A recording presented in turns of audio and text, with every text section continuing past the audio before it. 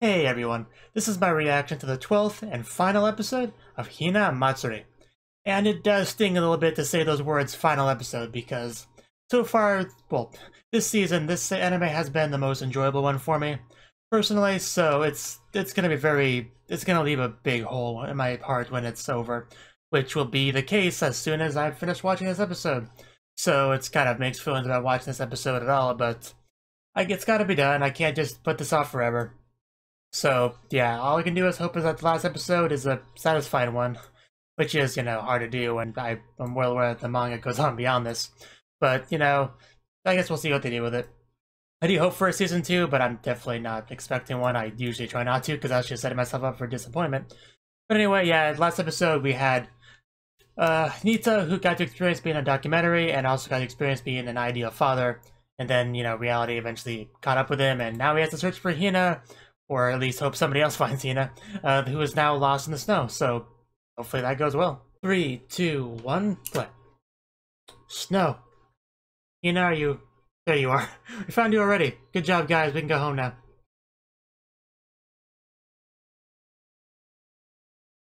Good job. Why not?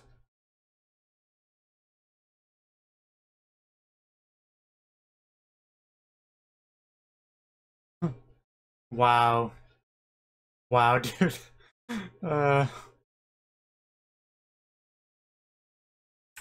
Are they? So, she's not lost alone? I guess that makes sense. Who would ever leave Hina alone? Oh, now she understands. Now she understands. She's gonna eat you guys. Well, she's a little bit slow. But she understands now, that's the important thing.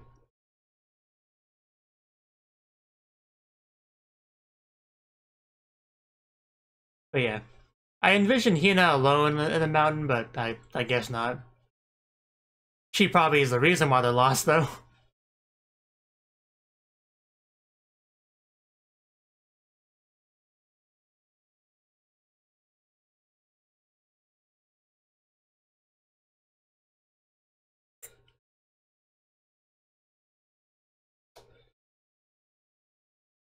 Four chairs, but there are only 2 people that live there. Uh... those 2 shots there between Utsuko interacting with Hitomi and Utsuko interacting with Anzu, you'd really think she was some kind of bully. Taking money from one and forcing the other to sign a contract. Of course,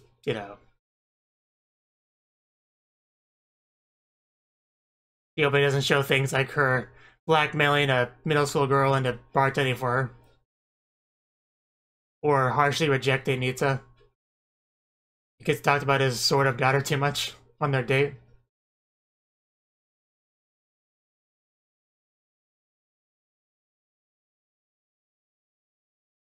They made the igloo.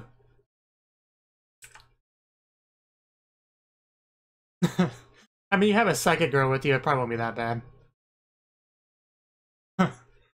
Go hunt, you can do it. Wow. Yeah, sure, my life is at risk being lost in the snowy mountain, but hey, I'm next to a cute girl, so what's the matter? I mean, I wouldn't disagree with that mentality if I was there, but...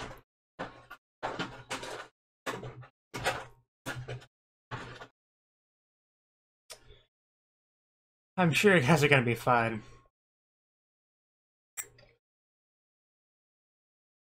Oh. Well, good luck. But she does, in a nutshell. Okay, now we know why we got stuck in this. Sure sounds like it was his fault. But just trying to make him feel better, but it's his fault. Wow, dude. It is your fault, they're just trying to make you feel better, but when you respond like that, they just kinda... You're tempted to say, no, it is your fault, and I'm sure they almost did. Oh, now she is lost. Is she now lost on her own? Or is she coming back? She's like covered in snow. Oh, they just.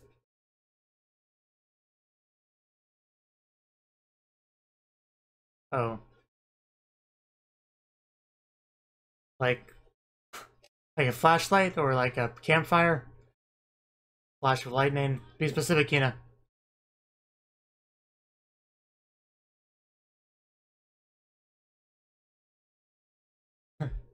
Wow, no one seems to believe her.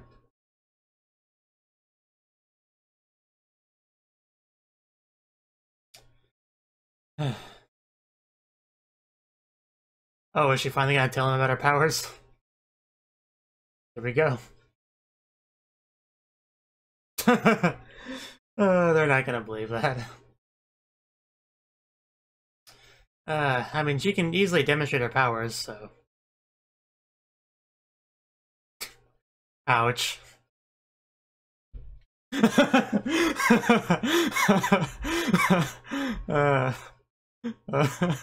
that was great.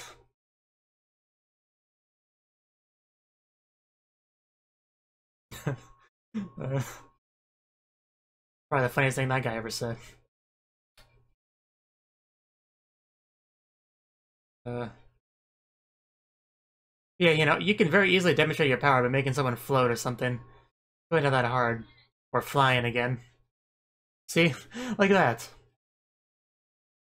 I am your new god, Hina. Bow before me and give me food.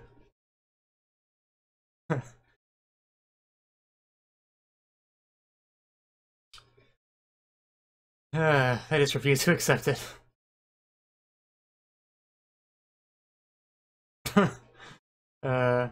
Oh, she's already bowing. Or checking for wires. Because, you know, Hina definitely had time to set up practical effects here.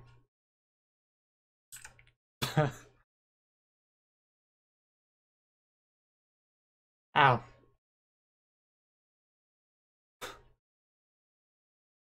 What? I mean, I understand what he means, but that's a very weird way to phrase that.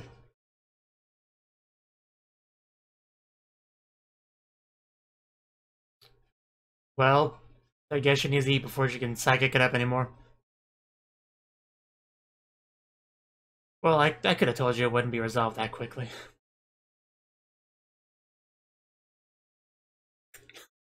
Uh,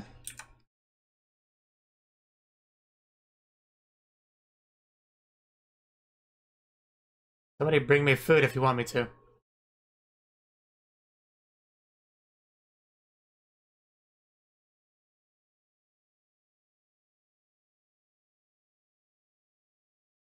mean, like you are? Oh, well. Does Hitomi have secret powers as well? That she wants to keep secret? Probably not, but I don't see why she can close her eyes.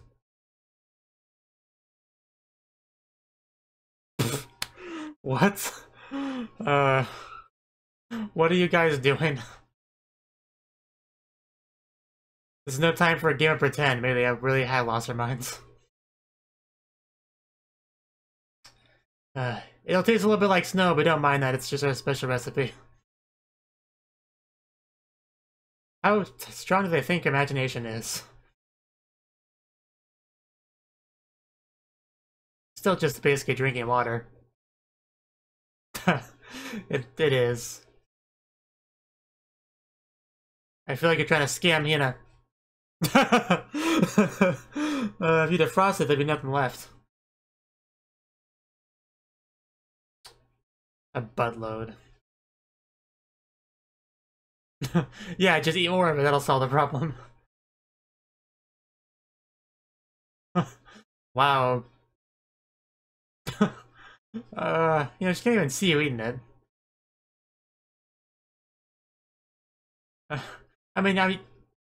I figured. The overall goal of this was obvious, but it just, I don't see it working.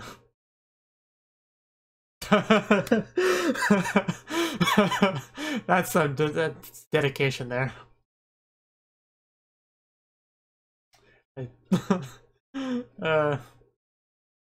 No, she really can't. She's like, I'm surrounded by people who've lost their minds. course, now I kind of want a snow cone.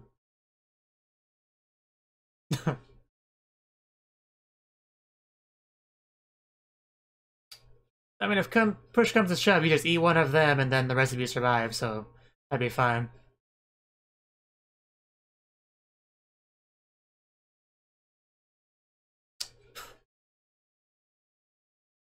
You know, good thing Kitomi's with them because she stands out a lot more in the snow than they do.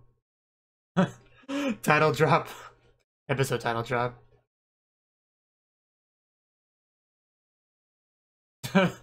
That's not the point. We gotta rescue these children from freezing to death in the cold. Namahage.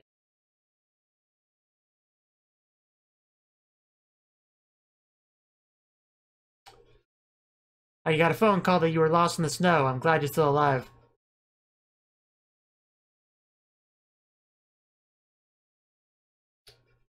Yeah, none of that snow knockoff stuff. Yeah, you should never eat raw ikura anyway. I know you've done that before. Episode 1, good times.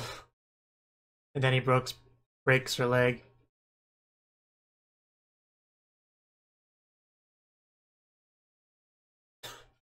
Yes. Oh, the show would be without Hina. I mean, it'd still be pretty good, but still. We don't want Hina to die. What was that? That look of judgment? Like, go be useful, Otoko. Yes, that'd be nice. Though I'd like to see Anzu, Hitomi, and Hina go to the hot spring together. That'd be really great. It's like OVA win.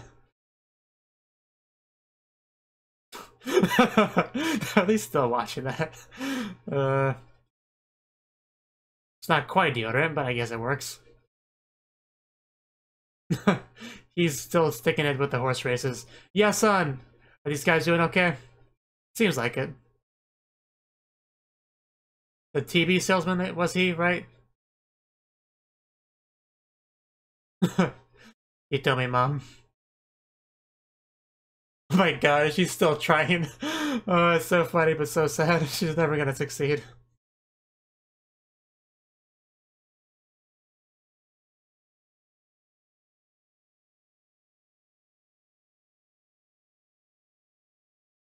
Are you awake, Hina? Good morning. Is that not normal to wake up at noon? Oh, she might. Another very fitting shirt. Oh, we are getting a bit of a time skip. Okay. Probably won't last that long, but... Mo, where are you?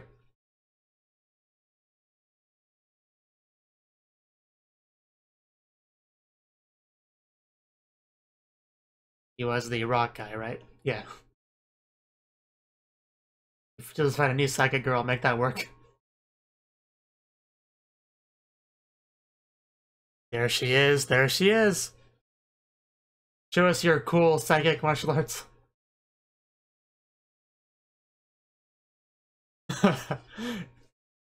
Impressive.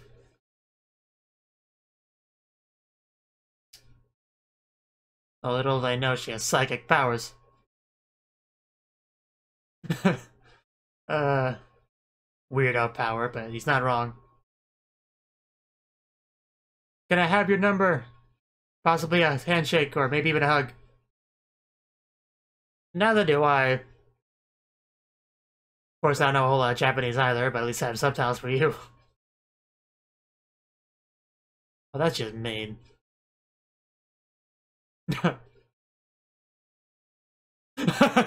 Ni hao, the only Chinese he knows.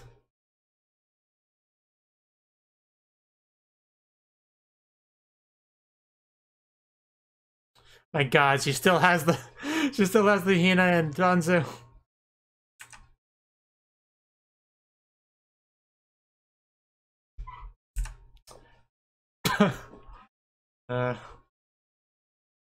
You never change, whether you're wood or not. Of course, she was much cuter back then, but older Mao was cool too.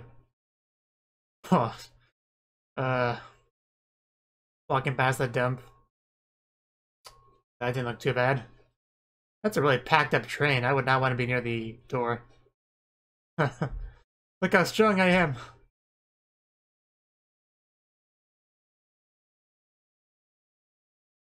China, Japan, just it's all the same, right?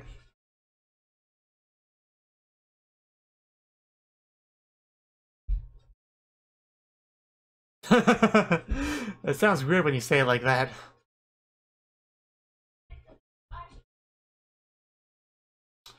Well, she did live on an island for a while. Yep, yes there was. Of course they're now speaking Japanese, but...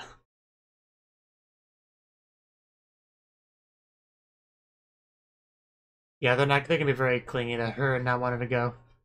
Oh my god, she is finally feeding Hina. I wonder what the other customers think of that. I don't understand why you would speak English to someone that speaks Chinese. It makes no sense.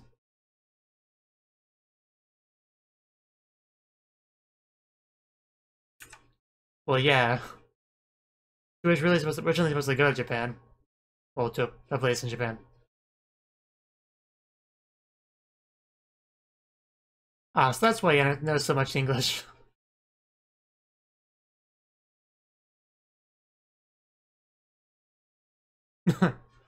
On YouTube.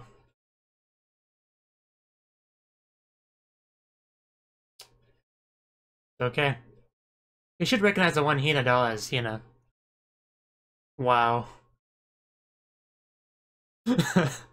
uh, you are the one talking to wooden dolls next to you, woman. Uh, uh.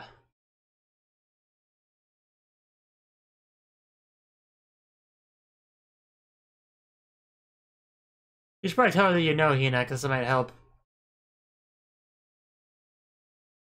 Yes, so she did hear him say that, okay.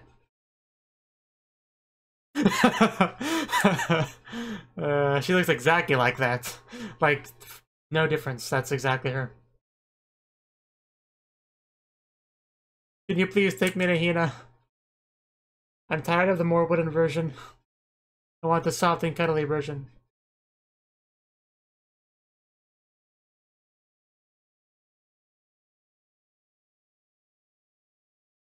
Are they?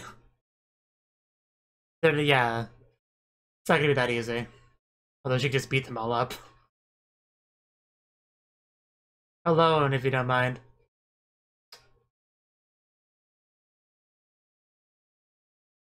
Oh, is this what leads into that one Kung Fu fighting scene we got in episode 1? That makes sense.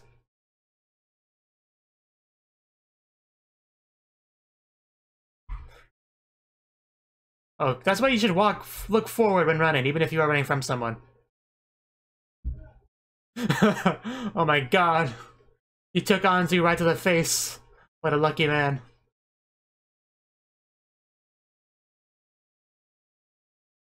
Here we go.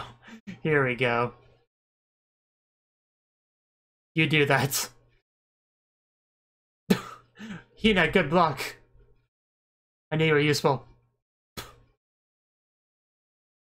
We're finally returned to episode 1, right here. My god, the animation's so good. And bam! He took Keenan right to the stomach. Poor man. Now, the final boss. Well... Rock, you're not carrying your weight in this fight. Oh yeah, I guess she is kind of limited in that regard. Are you gonna throw him next? The sensation about being carried by a cute girl. Yes, it's the same sensation as what Hina did to you. Okay, now you just sound like a masochist.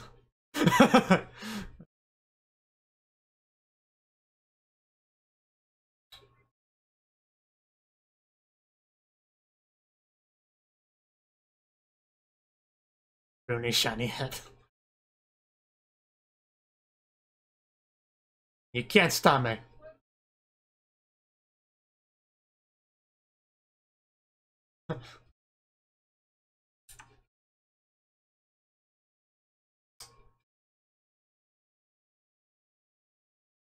Yeah, she's already helped you plenty to repay that. What a great counter argument.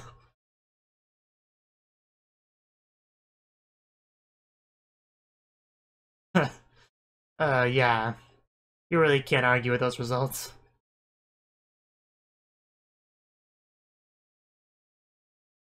Well, that should be easy. You know, with someone with superpowers. I think she'll be, though.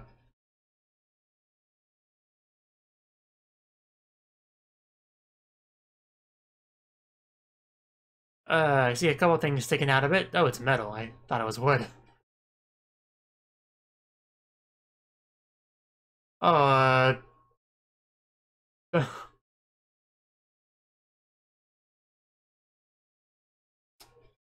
anyone fight that thing? uh...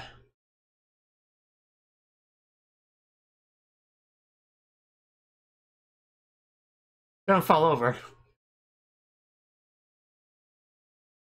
She's wasted enough time here. She needs to go. And I doubt even after she learned that she still wouldn't be able to beat this with just that alone. I doubt anyone could beat that, but they didn't have superpowers.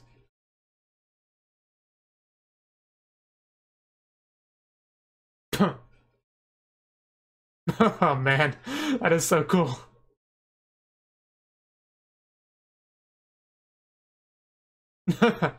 uh...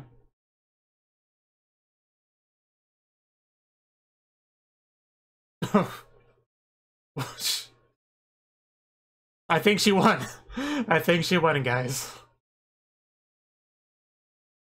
Okay, Dragon Ball Z flashbacks. Anyway, let's go to Japan now.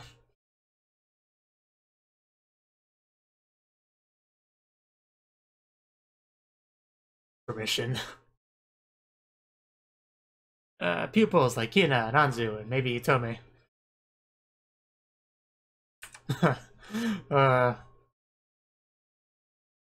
Yeah.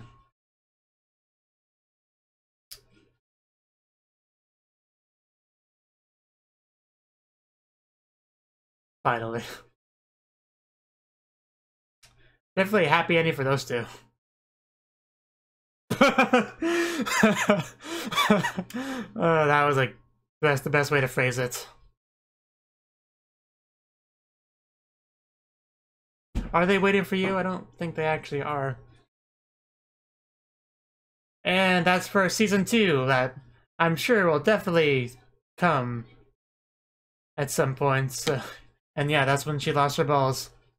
And then, you know, what happens when you lose your balls? You become a girl.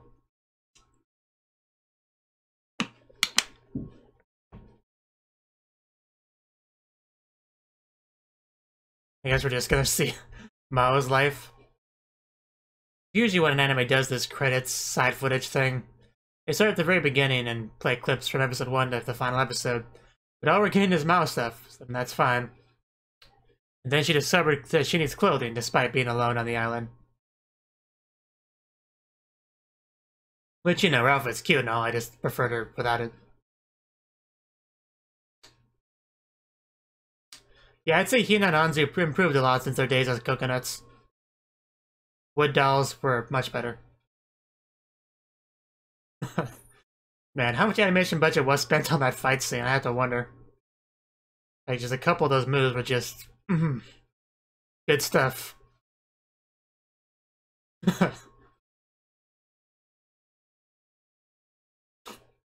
Man, that really was so cool. Just the way she blocked it like that and then just stood there, like, in that position for a little bit before attacking again. Definitely the most badass character in the show. So that was the 12th and final episode of Hinamatsuri. And this episode. The first half, it was pretty much continuing where we left off with Hina being lost. Because Nita got that call saying Hina was lost in the snow, and hopefully they were hoping to find her. Now, I had assumed Hina was lost alone, but, you know, Hina's never really, like, alone, really, in the show, so I should have figured that she'd be with her usual friends, you know. Hitomi, Kengo, and the other guy whose name I don't remember. I only remember Kengo's name because they, you know, the whole, it's not my fault thing that he did. Speaking of, yeah, that was, that's why they're lost, because of Kengo. He suggested doing a shortcut, they listened to him, and yeah, it's very much his fault. They tried to make him feel better, make him feel like it wasn't his fault, but no, it was his fault. And him taking the first chance of saying, no, it's not my fault, that he could, that makes me want to say it's his fault even more. It figures that Hina isn't really worried about the situation at all until someone makes it apparent to her that being in the situation means no food. And once she realizes that, she's like, okay, yeah, this is a bad situation. We gotta do something about this. And that makes sense because she is like a poop machine or whatever he called her, which is, I mean, that's not, I know what he meant by that. Like she does nothing but eat, digest it, and then poop it out. But still, that you probably could have phrased it a bit better than that, because that's a horrible mental image, just imagining someone as a poop machine. I did quite like the one guy's reactions, like, oh my god, we're trapped in this place of cold and blizzard and lost and alone and no food, but hey, I get to sit next to Hitomi, so, you know, this is great. Like, I don't know, what could I possibly complain about? This is really a great situation if you think about it. I quite enjoyed that reaction because I'd probably think a similar way, I'll be honest. Because Hina's now aware of what a bad situation this is, she decided to use her powers to get some vision to see, you know, where, like, to see a place they could go for help, basically. And she saw a light to try to tell it to the other people, but they didn't see anything because they can't fly. They couldn't see what she could see, and she couldn't really tell them how she saw it without revealing the fact that she has psychic powers. So let's end up with what she ended up doing. She walked in there and said, okay, I got a secret. I got special powers, I flew, that's how I saw the light, so yeah, you should listen to me. And of course nobody believed her, because of course they didn't. They already had one girl pretending to have psychic powers in the class, so obviously they're gonna be skeptical about this, to say the least. However, Hina actually can prove that's a big difference. So this led to Hitomi slapping Hina, which was great because, like, Hina's done a lot of things in this show to be worthy of a slap. So although this situation she didn't deserve it, it still felt pretty good because of that. Because Hina makes a lot of people's lives difficult. Let's just say that. Although the best thing about that slap was the one character's response, the one with the blue hat, not Kengo, because his response was, and I quote, "What did she do to be rewarded like that?" Now, that was hilarious because, well, for one, he likes Hitomi, he was happy to sit next to her, so of course he'd be happy to get a slap from her as well, so he was probably hoping she would slap him. Of course she didn't, she slapped Hina, so she got the reward, which he's a little bit salty about. Now, I just love the execution delivery of that joke because it was obviously supposed to be somewhat of a serious scene, and yet, like, you know, the music and everything, and he threw in that joke there, and it didn't turn the scene at all, except it still kept going, and he just kind of like snuck that in there. I don't know, I just really liked the execution of that scene, and it was really funny. That's probably the joke that stuck with me the most the entire episode. I really like that. To make the scene even better, Hitomi followed up with a hug for Hina, which the scene really just keeps getting better from there. However, Hina was very offended that they didn't believe her, so she ran outside and floated a little bit. And like, oh my god, are we losing our minds? Like, what's going on here? But eventually people just accepted that she did have superpowers, so it's nice that they actually now know this about her. So hey, maybe now they might end up believing that, at least believing that the one girl believed that she had psychic powers. Like, it'd be nice if Hina explained that situation, so, you know, because that was a very, very embarrassing moment for the non-psychic girl. Now the problem becomes, Hina has these superpowers that can help them out, but she's very hungry, so she can't really do much of it, so they need to feed her. Now, that's difficult to do when there's no food to go around. Obviously, what they could do is kill one of them and feed them to Hina, you know, a little bit of cannibalism. That would solve the problem. However, that's kind of a last resort, so we do want to try our other options before we go down that road. So what they opted to do was use the power of imagination and have her close her eyes, you know, walk out there and give her snow food.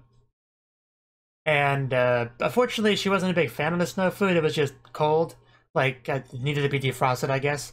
But he told me, I did like how hard he told me was trying to make this illusion work. She was eating it herself.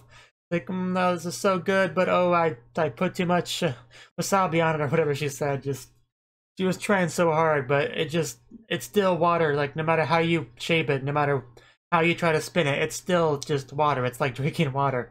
it doesn't help with hunger. It really doesn't. I mean, some people say that if you drink a lot of water, you won't be as hungry, but I'm skeptical on the effectiveness of that method to begin with, and I still don't think it would solve the fundamental problem of not having the energy that you get from food. So it really didn't work out too well.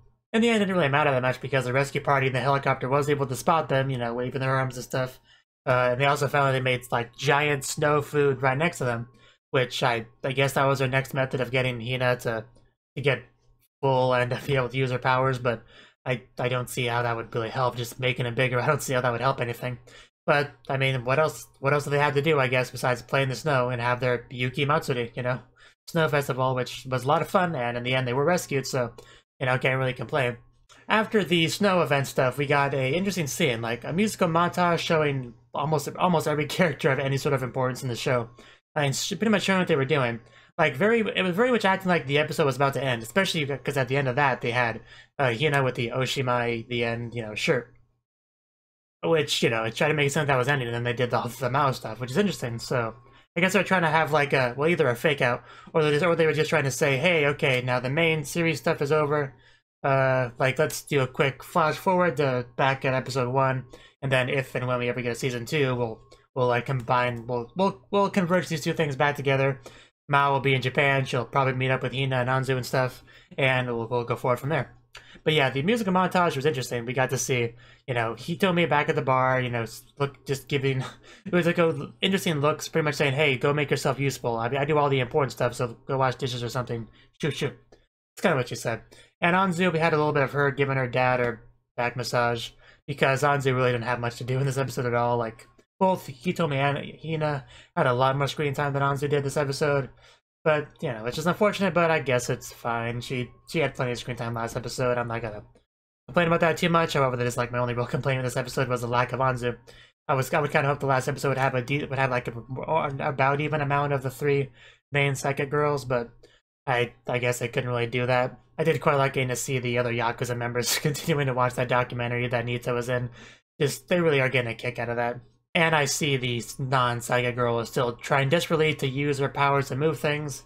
It's not gonna work. I think I went through a stage like that in my life, and it didn't work for me either. So I don't see it working for you either. But you know, if you had nothing better to do, keep trying. I guess maybe it will work for you. I don't know. Maybe I just wasn't trying hard enough.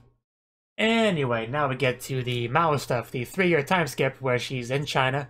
She's doing her best to make a living, you know, pretty much as a magical martial artist, basically. I mean, it's not exactly what they called her, but that's essentially what she is. She pretends to use martial arts, regular martial arts, when she's enhancing it with her psychic powers to do cool tricks. And as a result, bringing in plenty of new pupils for the one guy's dojo, and expanding out to a whole bunch of branches and becoming bigger and more successful. And that's, you know, a mutually beneficial relationship between the two of them there. To the point where they didn't want to give her up and she wanted to leave and go to Japan and find Hina and Anzu, even though she does have her very own Hina and Anzu, those wooden dolls, with much more convincing hair than the coconuts had back on the island. But it's still not quite the same, but, you know, at least Hina is pretty consistent no matter what form she's in. She just tells everyone to feed her, so at least with Hina you get pretty realistic representation no matter what the form is, but Anzu's a little bit different, especially because she has no idea how different Anzu is from when she used to know her. Like, Anzu has definitely had the most character development in the show by far. I know the show tried to convince me that Hina's had a lot as well, and I'm not going to say they're wrong on that, but Anzu's definitely had the most. I don't think there's much question about that. So the rock dude is in China. He pretty much to find her because he wants to find somebody with the similar powers as Hina to make his rock stuff work out, because Hina didn't want to do it. Although I guess they're still online friends, so, you know, there's no bad blood between them or anything. They're still cool.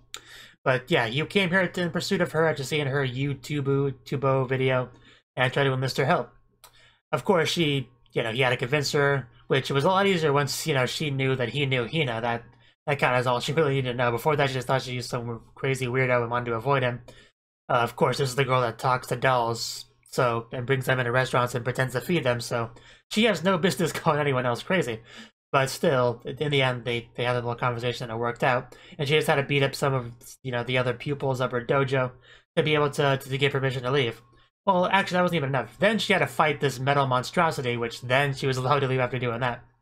And yeah, it was child's play. She was really cool. She took that down, and yeah, now she's in Japan, and now she can find Hina and Anzu, and they can have one big happy, you know, three-way hug, you know what I mean. And everything will be great. Although, now that we've had this 3-year time skip, that means the next time we see Hina and Anzu, they will be at the same age as Mao. They'll be older. So not sure how I feel about that. That means no more lollies in the series, but I mean, it's still a good series regardless. That's not going to be a deal breaker for me or anything, but hopefully they're as likable as they are in lolly form, I guess. All I can really hope. And Mao was pretty cool in both forms, so I mean, who knows? Maybe Hina will be a bit less selfish when she's a bit older, but probably not. My thoughts on this anime as a whole. I think there's a lot to say, really. Okay. Well, first of all, when I started watching this show, I almost didn't even watch the show because the synopsis and everything didn't really appeal to me that much. I mean, the PV appealed to me a bit more. It definitely caught my interest. I was like, okay, a Yakuza and a psychic lolly. I guess that could be interesting. I mean, I can imagine there being some fun shenanigans between the two of them. But little did I know just how, much wider the scope of the show would be than just that. They are nowhere near the only characters that matter in the show. We also have Hitomi and Anzu. And Mao, eventually. Utako. There's lots of characters that mattered beyond just those two characters, so I wish the PB did a better job of really showing that aspect of it. I really thought the show would almost entirely revolve around those two and their relationship. But no, Anzu and Hitomi had a lot of time for themselves. They were basically as much main characters as Hina was. If not more, it felt like sometimes. So that was a big thing I liked with the show as well. I very much liked all three of them. Hina the least, but I still liked Hina. She just, appealed to me less than Anzu and Hitomi. And it was great just to, you never really got too tired of anyone's character because they kept going from Hitomi stuff to Anzu stuff to Hina stuff, Sometimes they converged, of course. But, I like that. And I had no idea that the comedy would be as hilarious and as unique. What do you call it, unique? I guess I would. Because, yeah, the comedy definitely has its own unique style to it. Not quite something I've seen in very many anime. A lot of anime, the certain gags, I'd be like, yeah, that's funny. I've seen that before, but it's still funny. But this anime, I feel like it had a lot more unique stuff to it because it was a lot of situational comedy, as well. Because they said these very unique situations, like the absurdity. I think absurdity is a good word for it. A lot of absurdity is unique comedy. For instance, a middle school bartender that's trying to hide the fact that she is a middle school bartender from her friends, her teacher, her mom, all that. So when the teacher does walk in and find out that she's a bartender, he tries to, rationalize it in his head, oh, she looks like Hitomi, but, I guess the world's a big place. I guess people look alike sometimes, and sure, she's a little bit short and small, and she looks kind of young, but this is Japan after all, where Japanese adults do have a tendency to look a bit younger as compared to a lot of other countries. So, it's whatever. You just, give me a bartender, a cocktail, whatever. Just give me more alcohol to drink. Because I'm a teacher and I need that sort of thing to get through my life. Also, character development's a big thing. Obviously, I said that Anzu had the most, but Hitomi and Hina, they had some as well. Hina's character development was so subtle, I didn't really notice it that much, to be honest. But still, yeah, she definitely did change since episode 1, where she basically threatened Nita to destroy all his stuff if he doesn't take care of her or whatever he said.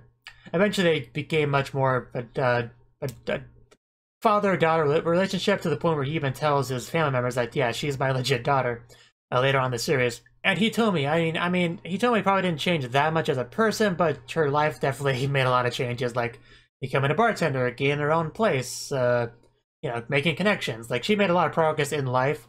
I don't know how much her personality itself really changed, but I mean, I love her personality. She's always a funny character. She makes some amazing faces. After finishing the series, I can concretely say that Anzu was my favorite character, so I want to talk about her for a little bit here. So Anzu, she showed up. She was a bit of an antagonist for Hina. She wanted I think she wanted to bring her back or whatever, and she tried to challenge her because of that. When she first got here, she showed up at a road and took some biker's jacket or whatever because she was naked, like all three of these psychic lollies are when they show up. So, and she can't really wander around like that because she wasn't on an uninhabited island, so she kind of needed something, so she stole it.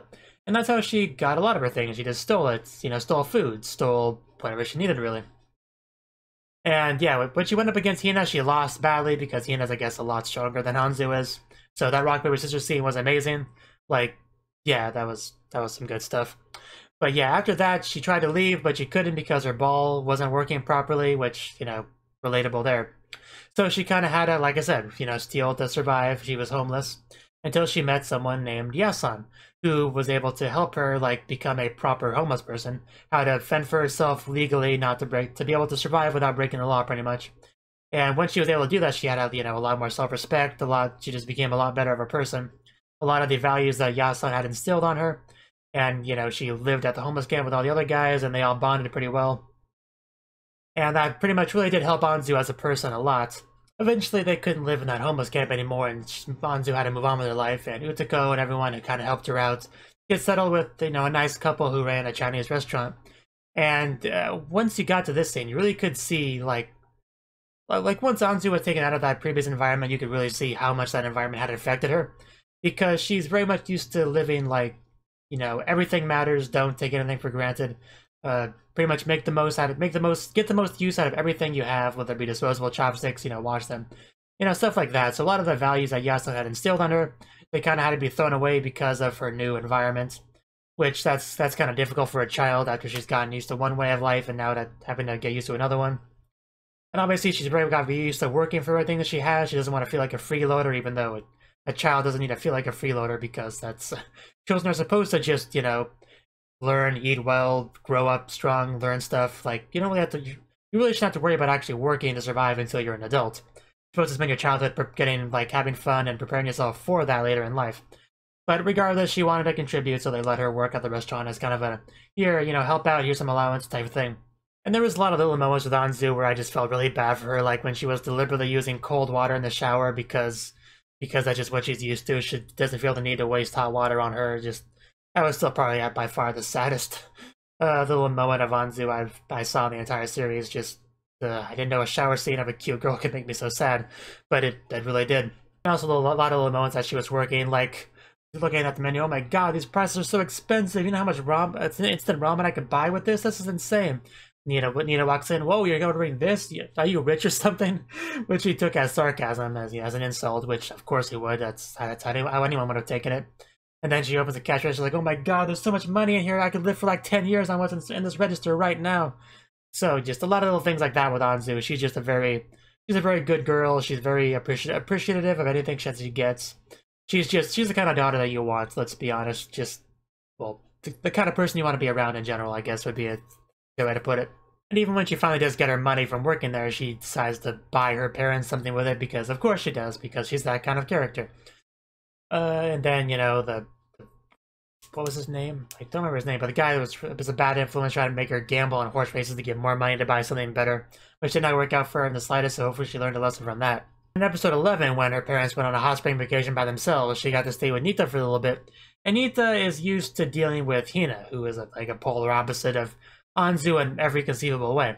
So he got to see what it's like to be a father of such an ideal daughter, so he had a great time through that entire thing. So yeah, then he had to go back to Hina after that, which that's a very big disappointment. But he's been with Hina for a while. I'm sure he loves her a lot. I'm sure deep down he's glad to have her with him. But I'm sure he wishes Anzu would rub off on Hina a little bit. I know I do. And Hitomi. I also want to talk about Hitomi a little bit, because she's also a very interesting character. So she is, she's a good girl as well. Good, a good student, I guess, a bit better to put it. She obviously is a class president kind of character, where she could easily do jobs like that, and she doesn't get in trouble or anything like that. So it's a bit unexpected that she would suddenly decide to become a bartender. Now that just kind of happened. She didn't really try to do that or anything. She was just Utako wasn't there, and she had to take over the job, and they found out how good she was at it, so Utako pushed her into it, like pretty much shoved her into the job, like she didn't have a choice in the matter. She was going to become a bartender for her one way or the other, and she did. And a middle school girl being a bartender is a very, very creative idea. I don't think I've ever seen anime do something quite like that. There's obviously a lot of comedy you can branch off from that, especially when it's the bar where like most of the important characters congregate. Like that's the bar, where everyone kind of hangs out, like Nita, for example. And well, everyone does. Like if you see that one shot in the ED, like everyone's there. Although Hitomi didn't choose this life as a bartender, it's very obvious that she has an immense talent for it. She makes a lot of money on it, to the point where her mother is probably getting suspicious on where she makes all that money. She just thinks she's selling her body on the street or whatever, which is a more safe assumption than what's actually going on, but In reality, no, she's just a bartender. It's nothing, nothing weird. And then Hitomi continues to, advance further in life, getting her own nice, get her own nice place, getting other various jobs to help support that lifestyle. Pretty much quickly learning what it's like to be a working adult, where you come home, you pass out in front of your door, and then you wake up like that. And, oh, I gotta go back to work. Okay, and that's kind of being an adult in a nutshell, right there. Although the one thing we did see from Hitomi working on these other jobs is the fact that she pretty much can do anything really that she puts her mind to. Like the one office lady job that she had where she was getting a little bit bullied, like she did well at that as well. And in the end, she was able to make that work pretty well, despite despite the road bumps that were kind of, there.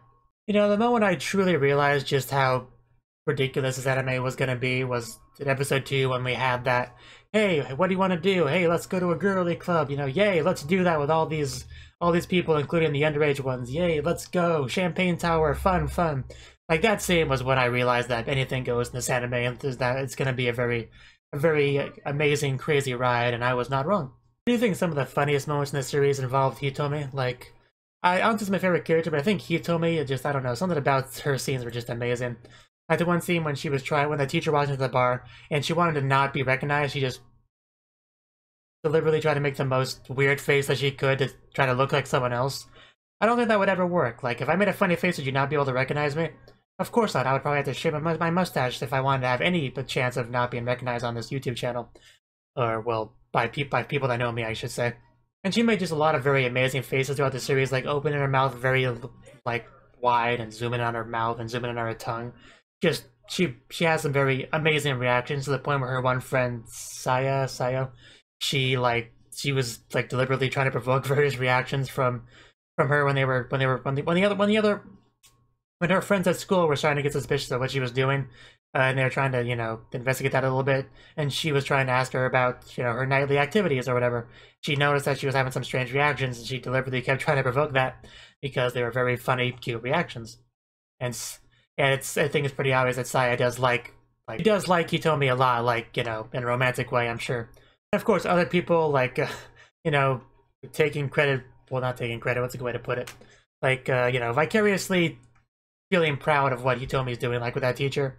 When she was like impressing the teacher, with all of her great skills, like showing him that she's like a next level bartender. You had Utsuko and a couple of the other customers act like, huh, see, I told you she was great, like it was their kind of achievement. You know what I mean? I'm not good at explaining that, but hopefully you get the gist of what I'm trying to say. That was pretty funny as well.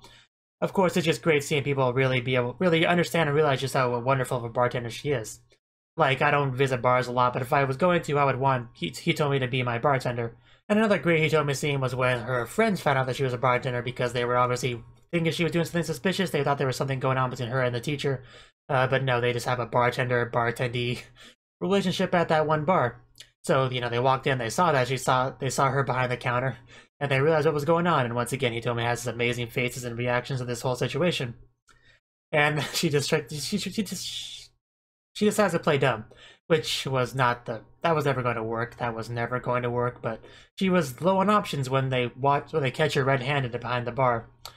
Even if she was able to somehow run away from behind the bar when they walked in, it would still be suspicious the fact that she's in the bar at all at her age. So, there really wasn't much you could do as a defense. So, but still, she was determined to play dumb. And Saya, I don't remember her name was Saya or Saya. I'm gonna look that up real quick. Okay, it was Sayo. So Sayo decided to appeal to emotion with Hitomi and to trick her into pretty much revealing that she is who she says she is. And she did that by making her say Sayo's name, who had not given her name at all in this bar. So the only way she would know her name is if she knew her personally, which kind of revealed the fact that she was Hitomi. So Hitomi walked right into that one, which, that makes sense because Hitomi became this bartender because she fell for Utako's trickery, so it makes sense that she'd fall for Sayo's trickery. Sayo, who knows Hitomi very well, so she'd be even better at it than Utako, and she walked right into that one. And yeah, pretty much everyone knows at this point that she's a bartender, aside from her mother, who does find out eventually. And that led to the scene of her just saying over and over again that I'm a middle school bartender.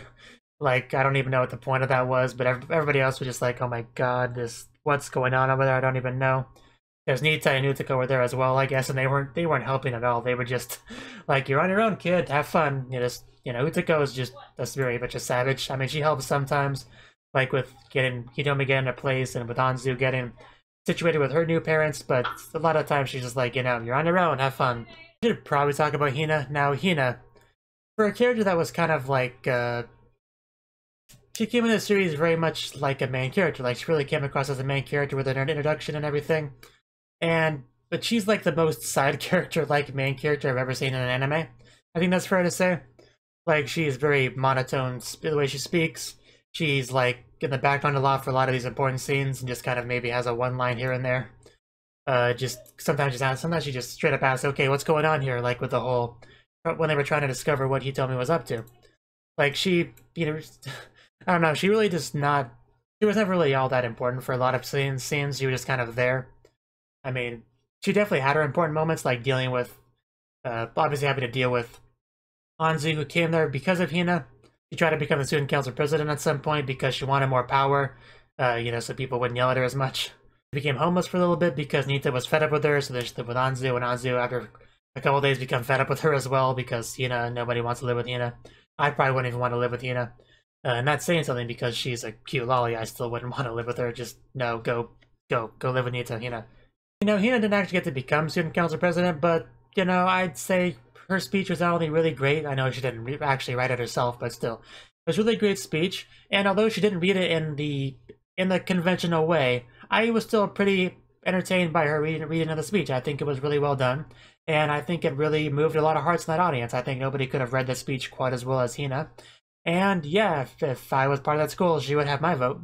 Even when Hina was trying to teach the one girl how to use psychic powers on her own, she still even felt a little bit like a side character in that scene because the focus was kind of on the psychic enthusiast, the girl that was trying to learn. Like, most of the focus was on her. Hina was just kind of a catalyst for her to try to learn it, pretty much. Try to show it to her friends. Hey, I got psychic powers. Wait, no. This will definitely work. It worked last night, I swear, guys. Just give me a minute, it'll work. And then she leaves and never comes back again for a couple days. Anyway, there's a lot of amazing scenes in this anime. Too many to count, too many to possibly remember off the top of my head. But this has been a very, very enjoyable anime. It was a hilarious comedy anime, some of the best comedy I've seen in a long time. Also, I definitely had fair share of sad moments, a lot of them involving Anzu. But they were also very, very impactful. This was a really great anime. Like, I think this is one I'm going to be remembering for a long time. And usually I say at the end of these, hey, if there's ever a season 2, I'll, you know, probably watch it, or I'll definitely watch it. In this case, I'm desperately hoping for a season 2. I really need more. I know I could always read the manga if I wanted more. I assume it's translated at least a little bit. But anyway, but I really don't want to do that unless I know for a fact there's not going to be a season 2. I'll probably wait for a while, and if it reaches a point where it's like there's probably going to be a certain point where it's like, okay, that we haven't had a season 2 yet, I guess we're not going to get one. I guess I'll pick up the manga, but I do want to hold out for a season 2 for at least a while because I prefer watching anime over reading manga for a lot of reasons, because I like voice acting and animation, you know, and music and all that. I feel like that adds a lot to an experience, even if sometimes it means cutting out some actual content. That's a trade-off I'm usually okay with most of the time.